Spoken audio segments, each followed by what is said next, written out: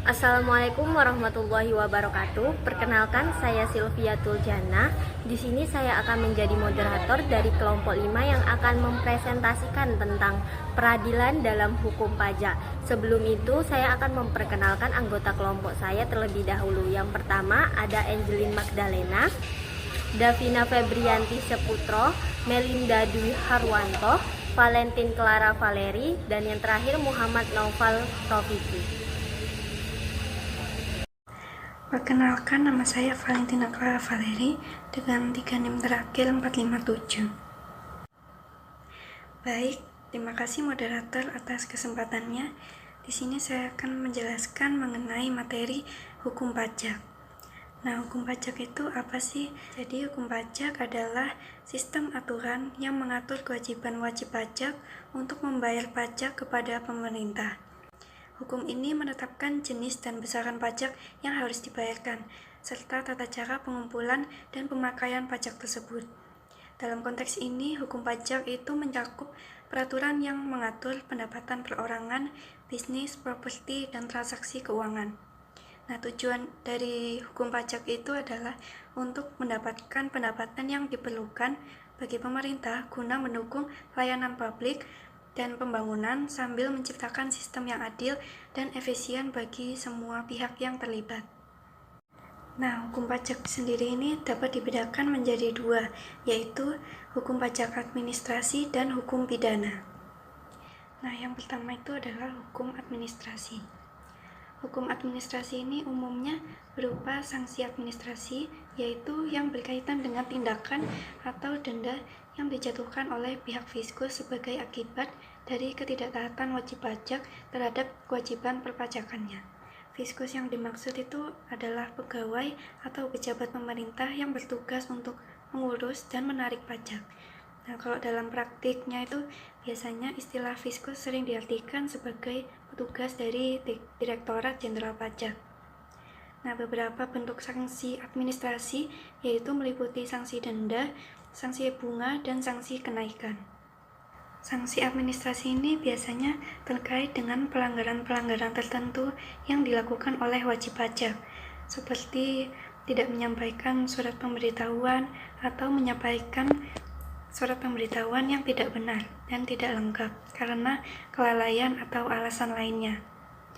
Nah, dengan menerapkan sanksi administrasi ini, Fiskus bertujuan untuk mendorong kepatuhan wajib pajak terhadap peraturan perpajakan, menjaga integritas sistem perpajakan, serta mendapatkan pendapatan pajak yang seharusnya.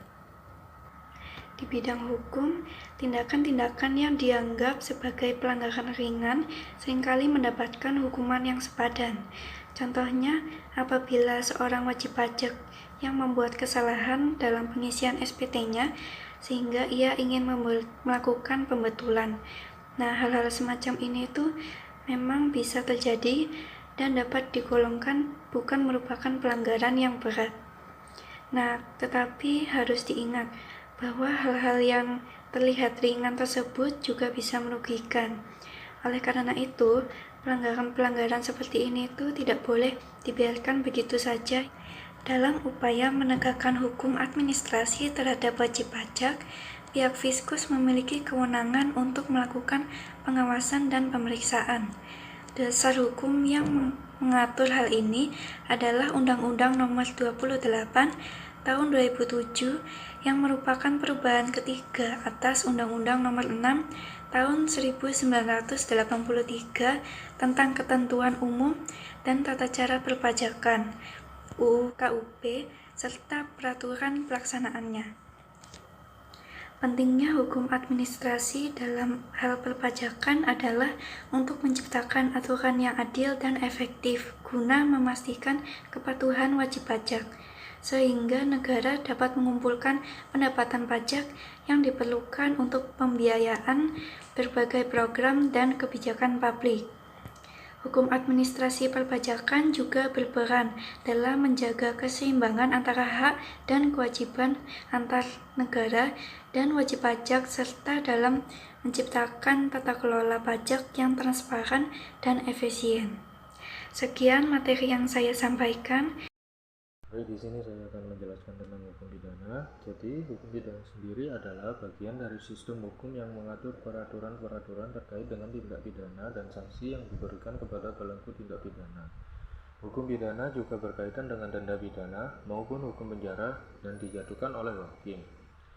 Hukuman pidana umumnya berkaitan dengan perbuatan-perbuatan yang dapat dikategorikan sebagai kejahatan seperti sengaja tidak mendaftarkan diri untuk memperoleh NPWP, memperlihatkan pembukuan, pencatatan, atau dokumen lain yang palsu dan atau dipalsukan seolah-olah benar.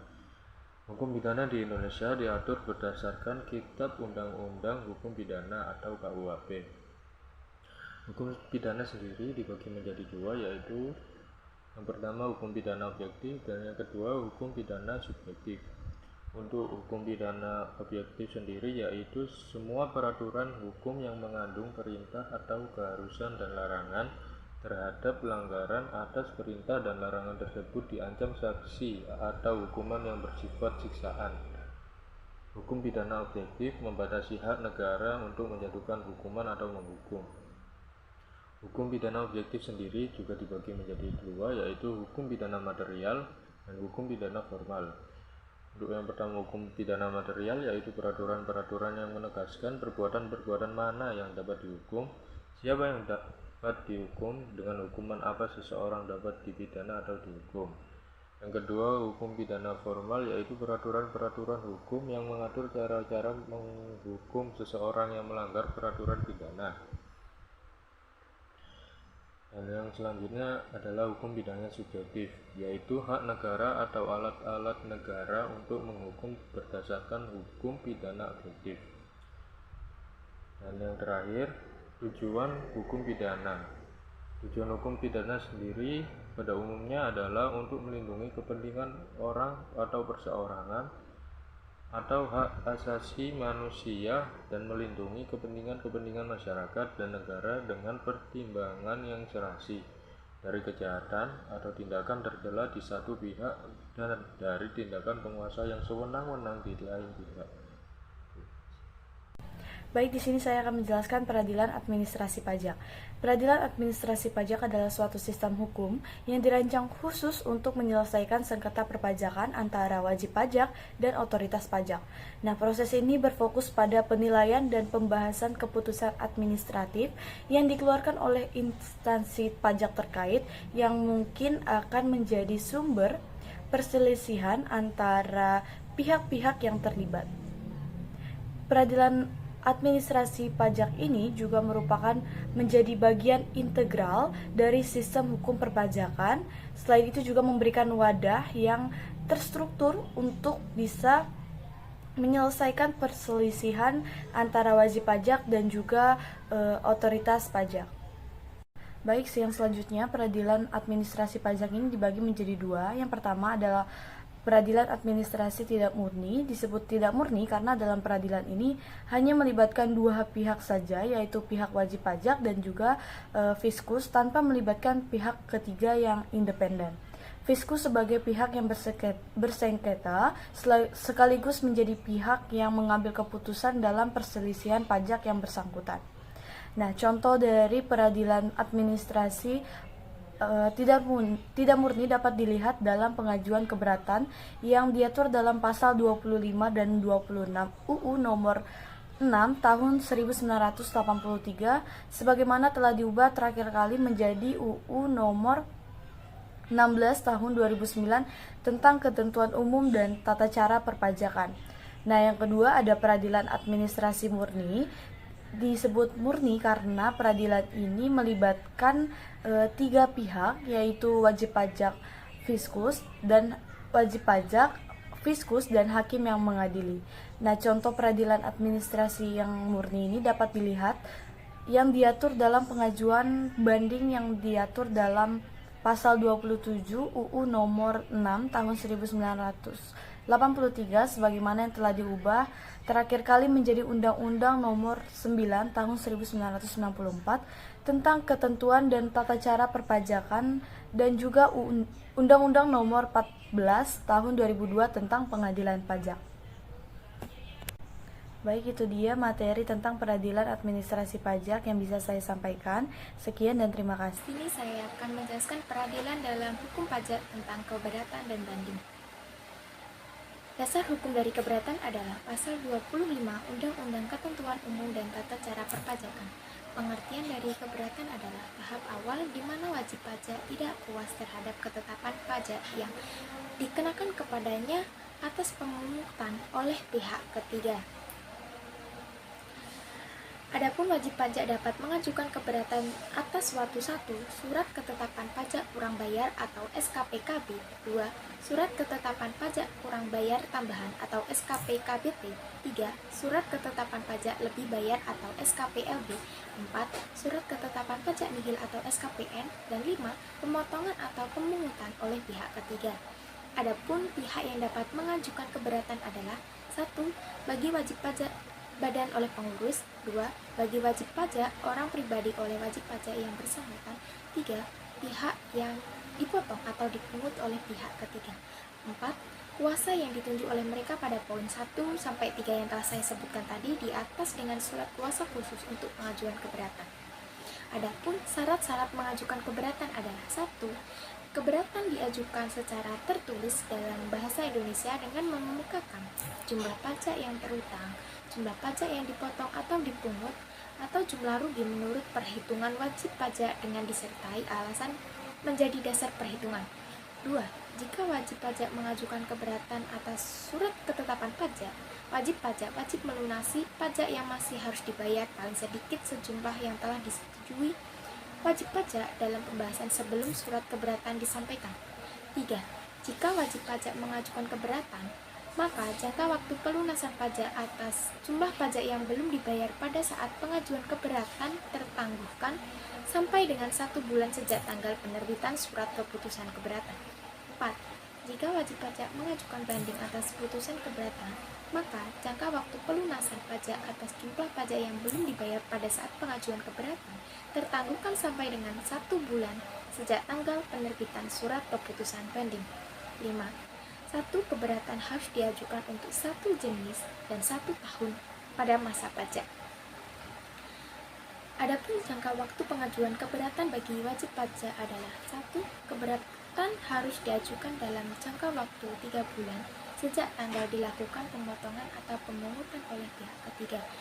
2. Untuk surat keberatan yang disampaikan langsung ke kantor pelayanan pajak, maka waktu 3 bulan dihitung sejak dilakukan pemotongan atau pemungutan oleh pihak ketiga sampai saat keberatan diterima oleh kantor pelayanan pajak. 3. Untuk surat keberatan yang disampaikan melalui pos harus dengan pos tercatat, maka jangka waktu 3 bulan dihitung sejak tanggal dilakukan pemotongan atau pemungutan oleh pihak ketiga sampai dengan tanggal tanda bukti pengirim melalui kantor pos dan giro. Adapun sanksi administrasi sebagai berikut. 1. Jika keberatan ditolak atau dikabulkan sebagian, wajib pajak dikenakan sanksi administrasi berupa denda sebesar 50% dari jumlah pajak berdasarkan keputusan keberatan dikurangi dengan pajak yang telah dibayar sebelum mengajukan keberatan. 2. Jika wajib pajak mengajukan permohonan banding, sanksi administrasi yang dimaksud di atas tidak dikenakan. 3. Jika permohonan banding ditolak atau dikabulkan sebagian, wajib pajak dikenakan sanksi administrasi berupa denda sebesar 100% dari jumlah pajak berdasarkan keputusan banding dikurangi dengan pajak yang telah dibayar sebelum mengajukan keberatan. Adapun pengertian dari banding adalah upaya hukum yang dapat dilakukan oleh wajib pajak atau penangguhan pajak terhadap suatu keputusan yang dapat diajukan banding berdasarkan peraturan perundang-undangan perpajakan yang berlaku. Dasar hukum dari banding sendiri adalah Undang-Undang Nomor 14 Tahun 2002 tentang Pengadilan Pajak. Sekian yang dapat saya sampaikan. Di sini saya akan menjelaskan mengenai pengajuan permohonan peninjauan kembali sanksi administrasi perpajakan.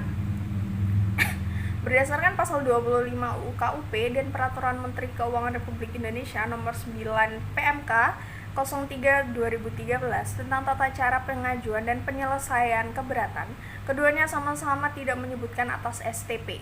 STP tidak dapat diajukan keberatan dikarenakan STP bukanlah ketetapan atas pokok pajak, melainkan hanya mengenakan sanksi administrasi. Karena STP tidak dapat diajukan keberatan, maka upaya yang dapat dilakukan oleh para wajib pajak adalah mengajukan peninjauan kembali mengenai jumlah ketetapan pajak dan sanksi administrasi yang tercantum dalam STP. Hal-hal yang berkaitan dengan peninjauan pemeriksaan kembali, yang pertama adalah permohonan peninjauan kembali hanya dapat diajukan 1 kali melalui pengadilan pajak. Lalu yang kedua, permohonan kembali tidak dapat menangguhkan atau menghentikan pelaksanaan keputusan pengadilan pajak. Yang ketiga, peninjauan kembali hanya dapat dicabut sebelum putusan dan tidak dapat diajukan kembali sesuai dengan poin nomor 1. Yang keempat, hukum acara yang berlaku bagi sidang yang berlangsung adalah hukum yang sesuai dengan yang tercantum dalam UU nomor 14 tahun 1985 tentang Mahkamah Agung pada bab 4 hukum acara bagi Mahkamah Agung, bagian pertama hingga bagian kedua paragraf 2 peradilan hukum. Yang kelima, putusan atas permohonan peninjauan kembali harus diucapkan dalam sidang terbuka untuk umum. Lalu selanjutnya ada permohonan peninjauan kembali hanya dapat diajukan berdasarkan 5 perkara. Yang pertama, apabila keputusan pengadilan pajak didasarkan pada suatu kebohongan atau tipu yang didasarkan pada bukti-bukti yang kemudian oleh hakim pidana dinyatakan palsu, maka permohonan peninjauan kembali dilakukan dalam jangka waktu paling lambat 3 bulan, terhitung sejak diketahui kebohongan atau tipu muslihat atau sejak putusan hakim pengadilan pidana memperoleh kekuatan hukum tetap. Yang kedua, apabila terdapat bukti tertulis baru yang penting dan bersifat menentukan yang apabila pada tahap persidangan pengadilan pajak dan menghasilkan keputusan berbeda, maka permohonan peninjauan kembali dilakukan dalam jangka waktu paling lambat 3 bulan terhitung sejak ditemukan surat bukti yang hari dan tanggal ditemukannya harus dinyatakan di bawah sumpah dan disahkan oleh pejabat yang berwenang. Yang tiga, apabila telah dikabulkan suatu hal yang tidak dituntut atau lebih daripada yang dituntut, kecuali yang diputuskan berdasarkan pasal 80 ayat 1 huruf B dan C. Yang keempat, apabila mengetahui suatu bagian dari tuntutan belum diputus tanpa dipertimbangkan sebab-sebabnya. Yang kelima, apabila terdapat suatu putusan yang nyata-nyata tidak sesuai dengan ketentuan peraturan perundang-undangan yang berlaku, maka permohonan peninjauan kembali dilakukan dalam jangka waktu paling lambat 3 bulan terhitung sejak putusan dikirim. Lalu yang terakhir, ada Mahkamah Agung memeriksa dan memutuskan permohonan peninjauan kembali dengan 2 ketentuan. Yang pertama, dalam jangka waktu 6 bulan sejak permohonan peninjauan kembali diterima oleh Mahkamah Agung telah mengambil putusan, dalam hal jika pengadilan pajak mengambil putusan melalui pemeriksaan acara biasa. Yang kedua, dalam jangka waktu 1 bulan sejak permohonan peninjauan kembali diterima oleh Mahkamah Agung telah mengambil putusan, dalam hal jika pengadilan pajak mengambil putusan melalui pemeriksaan acara cepat. Berdasarkan pasal 36 ayat 1 huruf A Undang-Undang KUP dan Keputusan Menteri Keuangan nomor 953 KMK 04/1983 disebutkan bahwa Menteri Keuangan dapat menerbitkan keputusan peninjauan kembali dengan mengurangkan atau membatalkan ketetapan pajak dan sanksi administrasi tidak benar, dan hasil keputusan peninjauan kembali tidak dapat diajukan banding. Sekian dari saya, terima kasih. Terima kasih kepada Saudara Davina atas penyampaian materinya. Sekian dari kelompok kami, dan apabila ada salah kata saya mohon maaf. Wabillahi taufik wal hidayah. Wassalamualaikum warahmatullahi wabarakatuh.